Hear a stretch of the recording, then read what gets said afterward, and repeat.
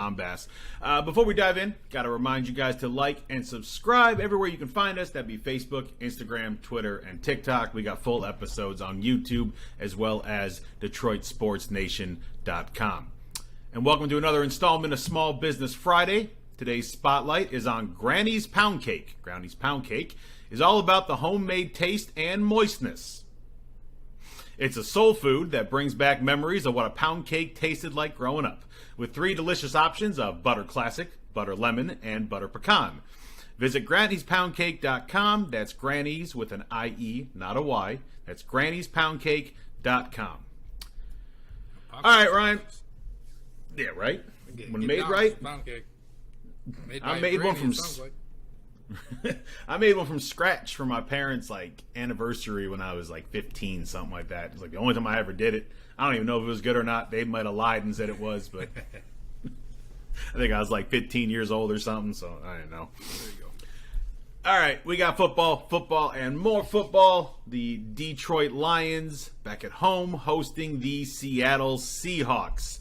The Lions are a 4-point favorite as the last time that I checked, over-under of 50. And Ryan, man, under normal circumstances, I suggest that this game will be a runaway for the Lions. Seattle's rushing defense is not good. They allow 5 yards a carry. They're allowing 50% on 3rd and 4th down conversions. They are 28th in total offense. They're 25th in total defense. A far cry from the Eagles that we faced, who are 1st in total offense, or the Vikings, who are 18th in total offense, the 2 teams that the Lions have lost to. Again, under normal circumstances, Detroit should be able to feast on this defense. But unless I'm mistaken, Ryan, this is not normal circumstances. Without DeAndre Swift, without Amon-Ra St. Brown, Josh Reynolds is hobbled, TJ Hawkinson is hobbled, and the Lions are actually worse than Seattle when it comes to total defense because the Lions are 28th. So tell me why the Lions are still going to win this football game. So the issues that Seattle has stopping the running game, we've already seen the Lions do pretty well with running when it's just Jamal Williams. Not that DeAndre Swift has missed a game, but when DeAndre Swift's not in, Jamal Williams is still able to do a pretty good job of, kind of leading the Lions rushing attack along with Craig Reynolds. The Lions have been still decent running the ball, and I mean that's kind of where it stops for them. This spread, I think, started out 6.5 for the Lions, and now it's 4.5, I think. So it's moving towards the Seahawks. The injuries obviously play a big part in that. And then with what the Lions kind of have going on against the Seahawks, if you're going to, even if Amon-Ra plays, which it sounds like he will, and he's hobbled, that's going to hurt the Lions in the passing game in general. So you don't really know, what to expect. I was very confident this is a game the Lions would win, and then they had all these injuries that you mentioned. Now I'm not so confident, but the Lions are playing at home, so that's that helps them, right? It's a West Coast team coming not necessarily all the way to the East Coast, but they are coming to Eastern time zone, so it's a 3-hour time difference for Seattle. Hopefully that can throw off some of the body clocks that their players have going on. And then I think we just have to keep in mind that Seattle's not a good team. This is not the Seattle of old where they got Russell Wilson and Richard Sherman, Bobby Wagner. This is a really bad Seattle team. They're bringing in Geno Smith as their starting quarterback, and it's a defense that's not good. It's an offense that's not good. DK Metcalf, I think, is averaged 45 yards receiving per game this year so far. So not really a tremendous threat on the offensive end so far. And if you're the Lions, you just hope that with the infrastructure that you have, even though you have some guys out and your defense was challenging anyway, but just with how you like to build your team with running the ball, and if Amon-Ra can be, 75 or 80% of his normal self, it should hopefully be enough to pull out this win.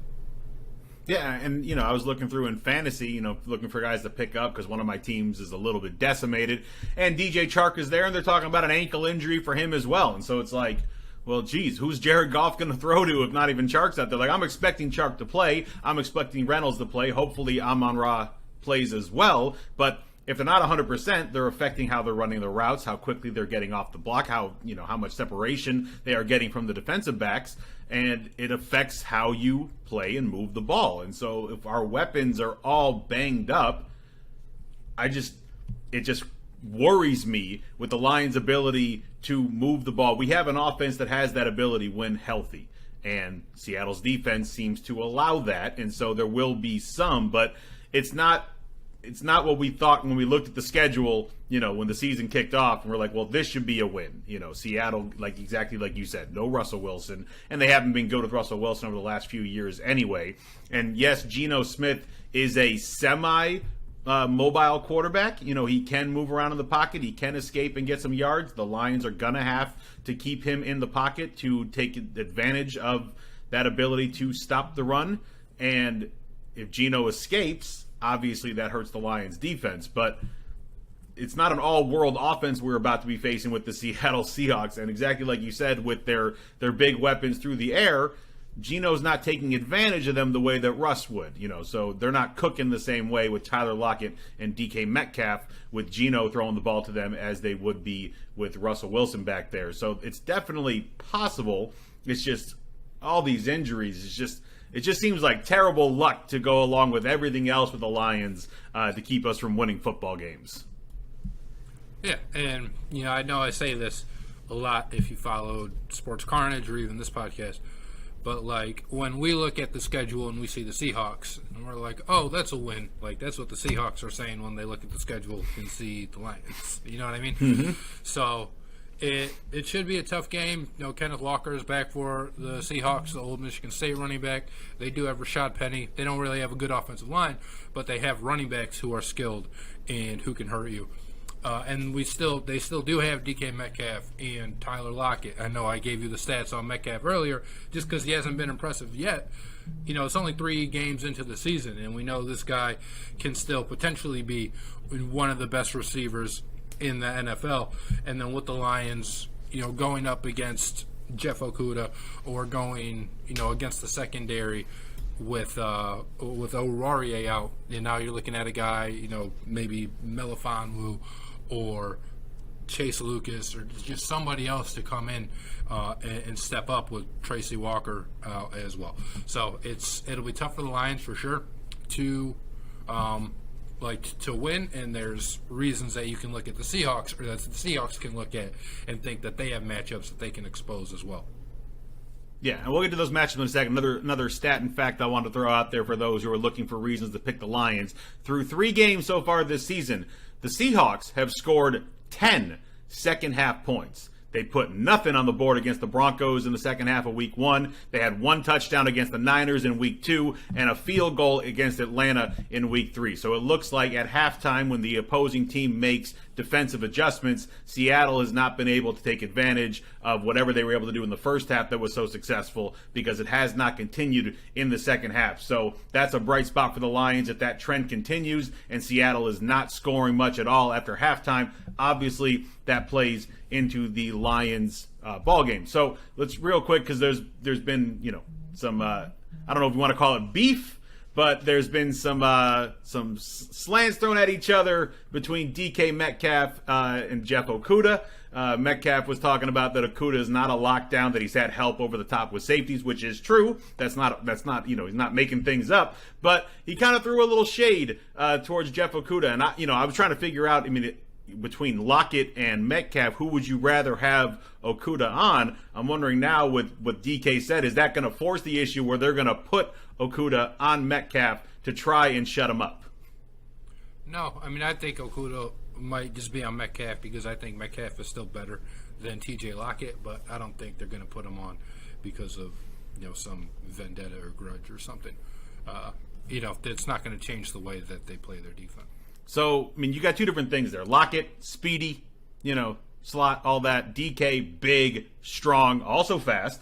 So I'm trying to figure out if we're putting Okudah on Metcalf, what are we doing with Lockett? Because Amani obviously last week got exposed. It did not look good.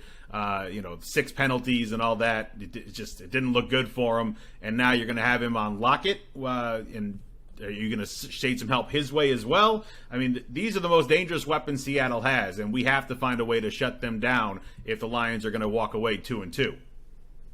Yeah, I mean, somebody's got to guard them. Like, I understand you don't have so many options, but not guarding them is certainly not an option. So you just kind of hope and pray, right? You're going to put Okuda on one of them, whether he shadows the one that they feel is better the whole game, or whether he just kind of plays one side of the field, and whatever receiver is on that side is the one who gets the Jeff Okuda matchup. I'm not exactly sure how they'll run it in that way, but it's just next man up. Football cliches. Whoever's next on the depth chart is going to have to be guarding, one of these receivers who has proven to be good in the NFL, and then the Lions are just going to have to live with the results. Well, speaking of next man up, with DeAndre Swift hobbled and most likely not playing this game, one boy that you and I both liked a lot, and we're not happy the Lions didn't sign him initially to the 53-man roster, but then brought him back, Justin Jackson. I personally would love to see Jackson get some run this game against Seattle. Yeah, me too. I think he's a good running back. He's been good pretty much wherever he's been. So I would like to see him get some carries behind the offensive line, which has given time to given holes to basically everybody who's ran behind them. So I would like to see Jackson kind of seize that opportunity and get that opportunity to show what he can do. Okay, and one of the things I think you had I think it was you, right? You shared it in our chat talking about the amount of pressure the Lions defensive line, or number of times they blitzed it, and lack of pressure on the opposing quarterback. Hit me with that again. So the Lions ranked 29th in pass rush win rate as a team, 35%, and they blitz the QB the most in the league. So they're blitzing a lot, but they're still not getting pressure, and they're certainly not getting pressure without the blitz, and their guys can't beat their pass rush. So it's a problem. It can make a guy like Geno Smith, who might not even be that good, look way better than he is when he has time, when he's not getting pressured. I mean, we see it with our quarterback, Jared Goff, who is pretty awful when pressure is getting to him. But when pressure is not getting to him, he's all right. He looks like a pretty good quarterback. And that's the case for a lot of quarterbacks in the league. Not all of them. Look at a guy like Stafford, who's actually better when he's blitzed than when he's not. But in the case of Goff and in the case of most quarterbacks, the more time they have, the happier they are. Right. And I wonder how much of that is, again, we were only 3 games into the season, but I wonder how much of that is opponents we played versus our lack of ability, because the Lions played 2 playoff teams and the Washington Commanders. So the Philadelphia Eagles are now all of a sudden at the top of a lot of people's charts as one of the best teams in football. Obviously, they're 3-0, and they have a pretty good offensive line. Minnesota Vikings rely a lot on their running game as well as their passing game. They have a pretty good offensive line. Their job is to block the D-line and make sure their quarterback stays clean as much as possible. Washington, where the Lions had more success getting to the quarterback, not as good of an offensive line. Seattle, we've known for years their big struggle with the offensive line. So I would think that trend is not going to continue with the numbers that you just talked about the Lions posting with blitzing and not being able to get there. I'm expecting them to get home more often this weekend against Geno than they have in the past.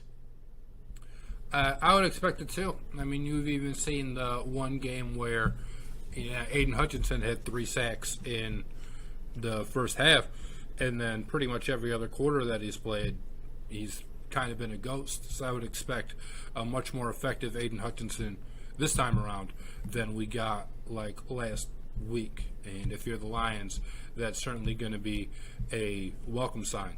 Getting more pressure on Geno Smith, for not giving their running backs a lot of holes to run, because again, I do think that they have capable running backs. It's just it's tough when the offensive line is not giving them really any type of holes to run through, and it's going to be kind of paramount for the Lions to plug up those holes. Yeah. All right, so again, the line on this one, Lions -4. The over/under is 50. So how you feeling on this line? Where you laying? I would probably take the Seahawks and the points just because I think it's two pretty bad teams, and if you're going to give me 4 points, I'll take it. Over/under, that's pretty high over/under with some of the offensive pieces that the Lions don't have, and I don't trust the Seahawks offense. I would go under. Okay, so what? You're thinking like, what, 2017? Yeah, something like that. Something like that? Yeah, so a 3-point game. Or if you thought the Lions just like, you know what I mean. It's not what I think will happen, but either way, I don't think it's going to be a high-scoring game. Well, I mean, if you're thinking 24-13, the Lions are covering that 4-point spread. Yeah, but I'm saying if you're thinking that, so I'd still take the under either way. Oh, yeah. No, I got you. Yeah, I mean, for me, it's more on the Seahawks side of just they haven't done it much so far this year as far as scoring a lot of points, so that hurts the over-under. I could see the Lions still putting up 28 points, and they've done their half of it as far as, if they win 28-24, it's a push on the line, but now you've hit the over, 52 as opposed to 50. So I can see that. I could see, like I said, if everyone's healthy, I think the Lions are winning this game 35-21, but not everyone's healthy, and the Lions still have a lot to prove with the guys that are going to be in the game, but I do think that they're going to be eager to prove that last week's, late game collapse against the Vikings is not something that we should expect from this new Lions unit as much, and are going to want to prove themselves and prove that they can go out and beat the bad teams. So I'm going to say the Lions cover the 4, and I think I'm with you on the under, though. I just don't think Seattle's going to do enough to cover their part of the spread. So 27-20, something like that. Lions cover, win by a touchdown, but it's still under the 50 points. Yeah, it makes sense. So I actually don't think the Lions are going to win the game. I do think the Seahawks are going to win. Ooh. But I think, again, it'll be 21-20 or something. All right. Another heartbreaker. That is ryan.griffin@gmail.com for all your hate mail. That's not my Gmail. Obviously, I'm not actually throwing you email out there. I know, but that's somebody's Gmail. Maybe it might be. I'm sure it is. Isn't there there's an athlete with your same name, right? Maybe it's their Gmail. There's a couple. There was a backup quarterback who I think he's bounced around the league, and then there's a tight end who is on the Buccaneers right now. Well, he about to get some random hate Gmails coming in and going, I didn't even say anything about the Lions and the Seahawks. All right. Let's jump down to college. We'll finish with the big game. So we'll start with our game. Michigan State traveling to Maryland, 7.5-point dogs, 59.5-point over/under spread, 30-30 on Fox Sports 1. Ryan, I meant what I said last time we talked, that I got no hope for this team until they prove me otherwise. So I got nothing good to say about the Michigan State Spartans in this game. I don't care if Raheem Jarrett is not playing for Maryland. Talia's going to play. I don't care what they say about game time decision and all that stuff, and the ribs hurting and the ankle hurting and all that. He is going to play. You're talking about one of the top quarterbacks in the Big Ten. He's completing 75% of his passes. He has 1,100 plus yards on the season already. And if Jarrett doesn't play, he's the team's leading receiver. He's got 15 catches for 200 plus yards. They got Jacob Copeland. They got Ty Felton, and you would know him, Michigan fans, as the guy who let the opening kickoff bounce off his face mask. But he is getting some love on the offense as well when he's in there. So it doesn't matter to me that their stud wide receiver is not playing. We saw it last week with a worse offense and their stud wide receiver not playing, and how much they torched our secondary. Until the Spartans prove otherwise, I am taking every opponent with a pulse at quarterback to beat this Michigan State team. Yeah. Man, I want to pick the Spartans. I do think Tali is hurt. Jarrett's not. Obviously, Jarrett's not playing. And I just don't think Michigan State can look this bad like all these weeks in a row. I find it impossible. And I know they've been embarrassed 2 weeks in a row. Eventually, you have to have a get-right week. And I don't know. I think it'll come against Maryland. I still don't think Maryland's good. I know they gave Michigan a scare. But I don't know. I just don't think Maryland's good. And I think Maryland's a Jekyll and Hyde type of team where even if they look good one week, the next week they can come out and just be absolutely horrible. So I'm still sticking with Michigan State in this game. I just think, I don't know. They gave Michigan and it's this week. They gave Michigan a touchdown lead and still gave them a scare. Like without that touchdown lead, they might win that football game. Like, they gave them 7 points to start the game. Here you go, Michigan. Here's a touchdown. Enjoy it. But, so before, they also gave up, 500 yards at SMU. They did. Penalized 49 times a game their first 3 games before they played Michigan. At SMU. They were clean against Michigan. Yeah, okay. There's 1 week. And maybe they put all their chips in that basket. I don't know. But I expect Maryland to return to more of that form, the bad defense, the undisciplined, than I do think that they just turn some magnificent corner. Okay. But even with that, if they have a game with a whole bunch of penalties, we're talking about a team that ranks 23rd in the nation in passing at 300 yards a game, basically, 299.8. They're 32nd in total offense at 473.5 yards, and they're tied for 37th in scoring at 37 points a game. So I understand they could play sloppy, and it could allow Michigan State to hang around, but they're putting up 37 points a game. They're throwing for 300 yards. That's against secondaries that at least can do something. Michigan State secondary hasn't shown a breath of life.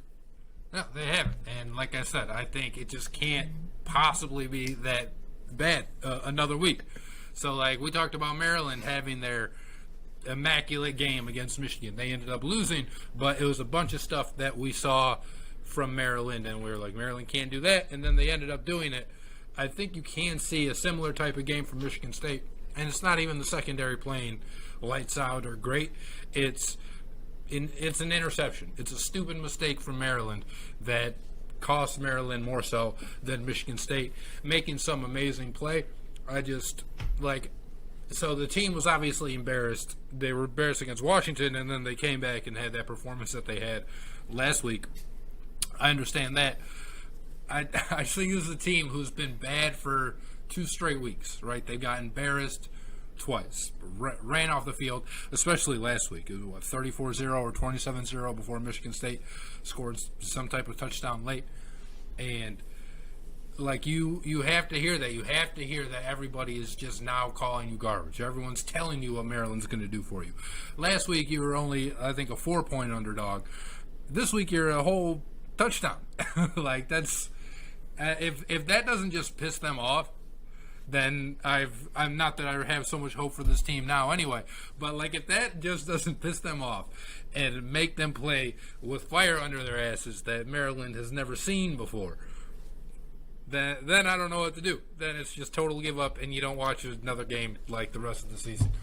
But you have to have some pride in your play, and as much criticism as this coaching staff has gotten, I do think that they still play for the coaches, and if you have any pride at all in what you do, you will come out, you will make this a competitive game, and you will make sure that the 2 straight weeks of communication breakdowns you have, that you have every signal down to a T. You can memorize it in your sleep, and while I don't think they have the execution part of it down, maybe there won't be guys wide open. So maybe that 3rd and 8 that the other team converts now, boom, this week it's a punt.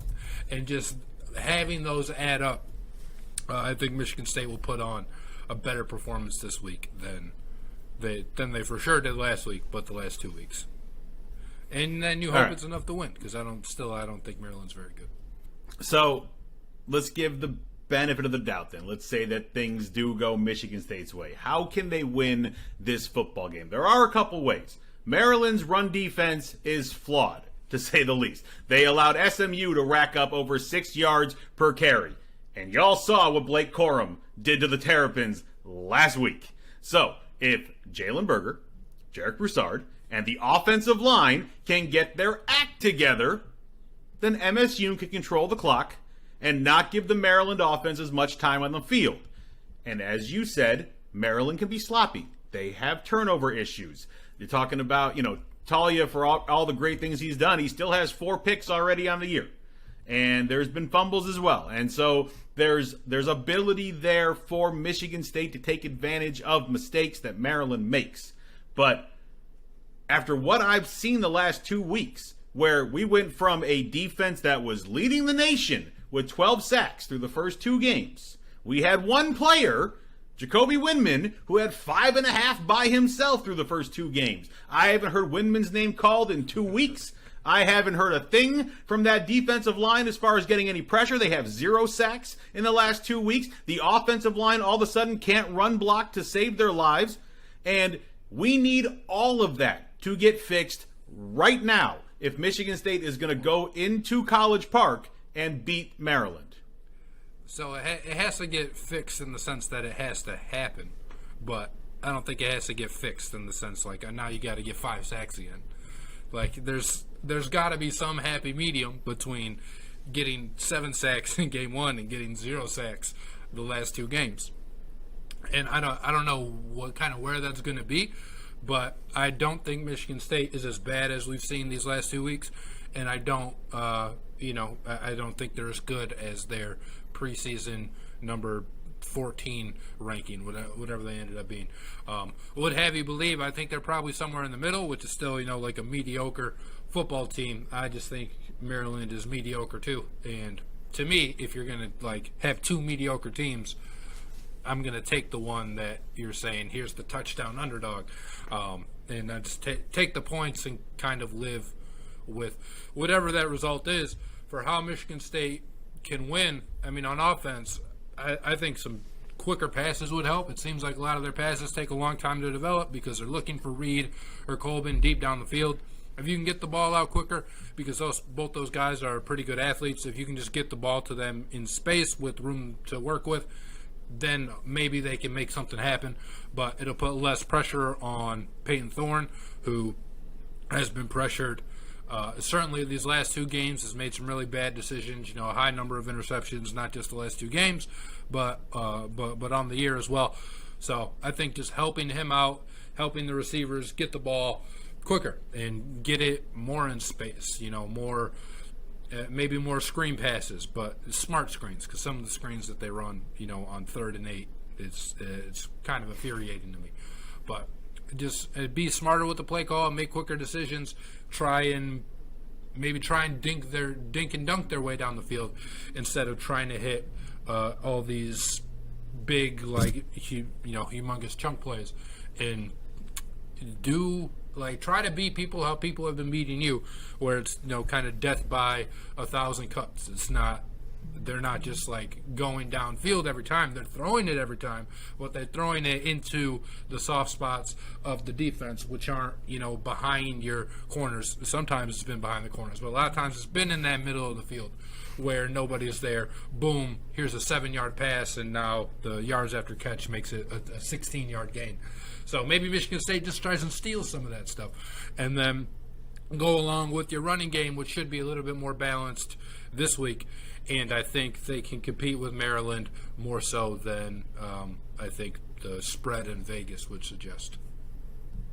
Yeah, I don't understand the adverse reaction to dinking and dunking. If it works, why wouldn't you do it? I mean, I always go back to that Super Bowl between Indianapolis and the Chicago Bears, where the weather was terrible, the Bears had a good defense, and while Peyton Manning has Reggie Wayne and Marvin Harrison and loves to go over the top, the man was smart. I'm going to beat you with 5, 6, 7, 8-yard passes, and we're just going to chop up the field and dink and dunk our way along and score touchdowns and win the football game. I've never understood why people are so against that if you need something like that, and I absolutely agree with you. I think that's something that Michigan State should take advantage of when it comes to the passing game to help kind of free things up a little bit. And then every once in a while, sure, you can throw one over the top to Reed. But take advantage of your tight ends. Take advantage of the height of Coleman and let him use his big body to block a guy out and catch a pass, on 1st down for 6 yards. And now you're at 2nd and 4 as opposed to trying to run it up the middle every time. And you're at 2nd and 10. So I absolutely agree with you. I would love to see some more of that mixed into the play calling for the Spartans to find a way to pull off this upset. So let's get to it. The spread's 7.5. You're already talking a big game, so I'm expecting you to pick Michigan State to not just cover, but flat out win. Yeah, I think they'll. I think it is a game that they are going to win. I think it will be frustrating. Watching the game, they're not going to come out and blow them out or anything, but I think Michigan State will regress to what we expected them to be at the start of the year, and I think Maryland will as well. All right, 59.5. Over, under. Under. Because if Michigan State wins, it's not going to be because they scored 40. I just think it'll be an ugly game. 28. All right. 28-25. I'm going with Maryland to cover, and I'm going with the over. I think we are getting dragged to the deep end and boat rocked in this one. Sorry, until they prove otherwise, I can't pick this team to win. All right, more over-unders. Peyton Thorne, 230 yards. Under. 1.5 touchdowns. Over. Okay, B&B, 125 yards combined. Over. 1.5 touchdowns. Over. Defense, 1.5 sacks. Over. Yeah, Jesus, and please. 1.5 turnovers. Under. I think they'll get one. All right. Thorne, 230. I'm going to say over. 1.5 touchdowns. I'm going to say over. B&B, 125 yards. I'm going to say over. 1.5 touchdowns. I'm going to say under. D, 1.5 sacks. I'm praying for over. Please, guys. And 1.5 turnovers. I'm going to say under. I think they get one. All right. And then the big one, Talia, I know I said before it was going to be 400 yards. It's not 400 yards, but it's 320 yards. Oh, I think he'll be like right there. I'll say under. It'll be like 307 or something. And 2.5 touchdowns. Under. All right, I'm going over for both. I think he's going to have a field day against our secondary. All right. Before we move on to Michigan, Iowa, got to let you know that this segment coming up is brought to you by GearUpDetroit.shop. Want to get the latest and greatest to support your Detroit teams? We're talking the Lions, the Tigers, the Red Wings, the Pistons. Check out GearUpDetroit.shop for shirts, mugs, hoodies, hats, and do it cheaper. Use our promo code G and B, that'd be the ampersand sign, GNB 25 off to get 25% off of your purchase. That's GearUpDetroit.shop. All right, Ryan. Michigan Wolverines, Iowa Hawkeyes. Big noon on Fox. Wolverines are 10.5-point favorites. 42.5 is the over-under. And finally, for the first time all year, the Wolverines are leaving Ann Arbor.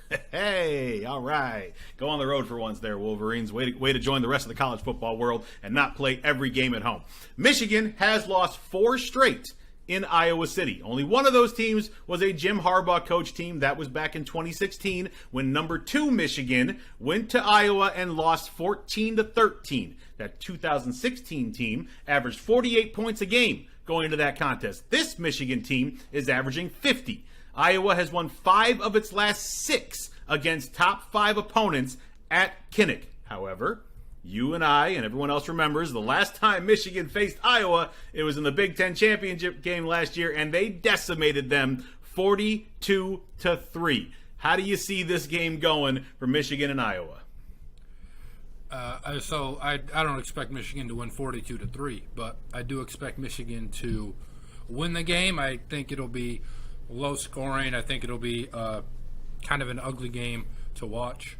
I wish Iowa did it at night. That would make the game better, but it is noon, which I think helps Michigan. There's not some of that spooky atmosphere that you get when you go just on the road, in conference at night against a fan base that's had all day to drink, and now they're all riled up. And one 3-and-out series, and the crowd just is going bonkers. Mm-hmm. I still expect the atmosphere to be loud and to be live, and if Iowa's going to play with a chip on their shoulder because what happened in the Big Ten title game, more power to them. But with what we saw from Michigan last week and the kind of the issues that they had with Maryland, you look at the game and Michigan, it's a Maryland defense that, again, it isn't very good, but Michigan only managed to score, they scored 34 points on them, and I expect those score less right on Iowa, and Iowa certainly not getting to 34 points. So from Michigan, I don't know that they'll have so much concerns in losing the game. I think it will be ugly, but I just don't think Iowa's offense will be able to match Michigan's. Michigan's offense might be a little bit, sputter because Iowa's defense is pretty good, but Michigan's got a pretty good defense in their own right, one that I definitely don't think Iowa's going to be able to take advantage of. So even if Michigan wins by double digits, I don't think I don't think it'll be a pleasing game to watch, but I don't think Michigan should have so much trouble with Iowa. Yeah, so both these units, Michigan and Iowa, defensively, they're in the top 10 in total defense and their defensive success rates. Michigan ranks 99th in plays per game and 105th in second per play, while Iowa is 127th in plays per game and 111th in seconds per play. So it's like you said, it's going to be a slower, more methodical kind of game. But I mean, I agree with you. The defenses, while they're great, Iowa offensively is just abysmal. The passing game, they haven't cleared 175 yards in passing yet so far this year. And with Michigan's defense being, somewhat decent, I understand their pass rush hasn't been what they were hoping it would be, losing all the players that they lost from last year's team. Iowa doesn't have much of a passing game, period. And so it just seems like it's going to be one-dimensional for them, and Michigan can really kind of pin their ears back and get ready to stop the run because they know the passing game is not that dangerous. And it just seems to play into Michigan's favor that despite all the numbers are showing how slow and methodical, we're talking about a Michigan team that's averaging 50 points a game. Are they going to hit that in this game? No, I don't believe that. I think that'd be crazy. But it's not nighttime, like you said, and that would have made this a lot more difficult. It's daytime. The people haven't had nearly as much time to drink and go crazy before the game. They're going to have to be getting up at about 6 o'clock in the morning to start drinking to get to that ruckus level that Iowa would want them to be to have their backs. It's just, man, you're talking about like a battle on the ground between these two teams with Iowa allowing, 5.8 points per game and a total of 235 yards period per game, and you look at a Michigan team that's averaging 235 yards on the ground. So, and Blake Corum at 120 by himself. It seems like everything is leaning towards Michigan. And last year, again, it was the Big Ten championship. It wasn't in Iowa, but Michigan ran over 6 yards per carry for over 200 yards against this Iowa defense. It just seems like Michigan is going to have too much offensively for the Hawkeyes to really stay in this game. Yeah, I agree. I think the defenses will both probably play pretty well. The thing that Iowa would hope for, and if you're an Iowa fan, like how Iowa's going to win, is if J.J. McCarthy is loose with the ball. Now, if you don't have an offense that's necessarily going to be able to take advantage of that and, score if J.J. McCarthy ends up being loose with the football. So I guess you just hope that it's within, your own red zone or something. But, Michigan, obviously they have to protect the ball, but if they do, like you said, I think it should be, again, not an easy game, but like an easy win, if that makes sense, right? I think Michigan will still probably struggle to score more so than they have.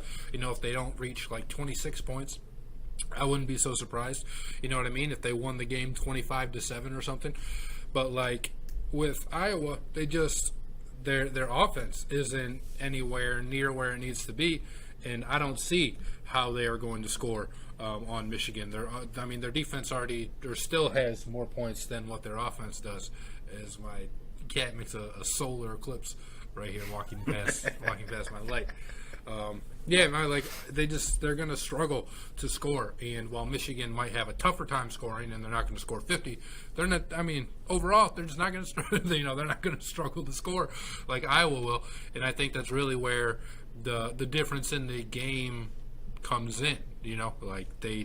They just don't have it like that. They don't have the quarterback necessary. They don't have even the offense necessary. And, who knows? Maybe it's Caden McNamara's next team, and they just throw them on the field, and then it's a more interesting game. But for now, I don't see a way that Iowa pulls it off. No, and I agree with you. It would have to come down to turnovers. You know, Iowa forced 3 of them against Rutgers to help them score 27 points. They've had 7 turnovers in their last 3 games. And yeah, one of them would have to be a pick six or a scoop and score for the Iowa defense to give Iowa a real chance. Because if you're relying on your offense to get it done for you alone, even with your defense getting turnovers, it's not going to be enough. Your defense has to score a touchdown for you to take some pressure off the Iowa offense because they're just not that good. And Michigan plays a clean game. You know, that's what they've done so far. They have 2 turnovers on the season, an interception versus Hawaii, that was not JJ, and a fumble versus Maryland. So with Iowa's offense being so horrible, Michigan's defense being good enough, it just, again, like we're kind of beating a dead horse here, but it just seems like everything is coming up roses for the Wolverines in this one, thinking, a 23-10, a 27-10, something like, well, maybe not 27, but it might be. But something like that, it just kind of feels like that's where this is leaning. And the Wolverines, again, it's not going to be easy, like you said. But at the end of the day, when it's all said and done, I think it's going to be a comfortable enough victory for the Wolverines. Yeah, I think so too. I think Michigan will come out of this game 5-0, and then end up, potentially being, depending on what else happens, in the top 4. All right. Well, let's put our money where our mouth is on this one. So the spread is 10.5. You taking or laying? I'll lay the points. Okay. 10.5. Yeah, I think Michigan's going to cover it though as well. All right, 42.5. 42.5. I will take the under. Yeah, same. Very much same in this one. All right, more over-unders for the players. Only a couple here. JJ, 265 total yards. Under. All right, I'm going to go over. I think he'll do a little more with his legs in this one when he has to. 1.5 touchdowns for JJ. Over. All right, Corum, 90 yards. Under. All right, I'm going to go over and half a touchdown. Under. All right, I'm going to go over just for just to be different. We're going to be battling on this one. All right. Well, we've hit our Lions, we've hit our Spartans, we've hit the Wolverines. That is it. We're going to get out of here. So, well, thank you for kicking it with Griffin and Bass. For Ryan Griffin, I'm Matt Bassin. As always, Wu-Tang is for the children. We will see y'all after the weekend. And despite my pick against them, Ryan, go green. Go white. We'll see y'all after the weekend. Peace. Yay. Hey, Ryan Griffin here. Thank you so much for watching today's episode of Griffin and Bass. Be sure to give us your thoughts in the comments below. Remember to click the bell to receive the latest notifications from DSN and subscribe for breaking news, community vlogs, polls, contests, and other content.